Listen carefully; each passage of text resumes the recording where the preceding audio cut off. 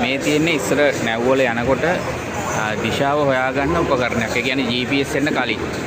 අපි දැන් මේ මහත්තයාගෙන් අහමු මේ කොහොමද මේක වැඩ කරන්නේ කියලා. අපිට පොඩ්ඩක් කියන්නකෝ මේක වැඩ කරන විදිය කොහොමද කියලා.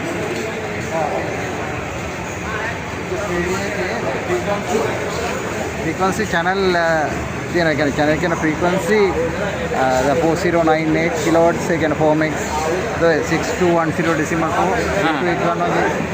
frequency එක අපි ඒ frequency එකට ඇවිල්ලා අනිත් තව යාත්‍රා දැන් තමයි ස්ටේෂන් කියමුකෝ.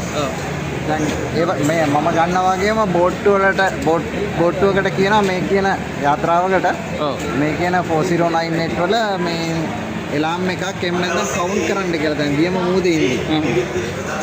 එතකොට එයා ඉන්න ලොකේෂන් එක ගන්න. හරි. ඊට පස්සේ එයා එවන සිග්නල් එක තමයි අපි මේකෙන් ගන්නෙ.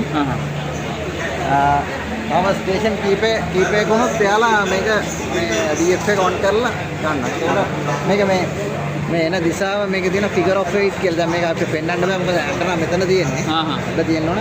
මේව figure of 8 එනවා වුණාම. ඒ එන දිශාවට අපි ගන්නවා මේව රෆ්ලි. දැන් මේව සවුත් එකේ නැත්නම් සවුත් වෙස්ට් එකේ හරි.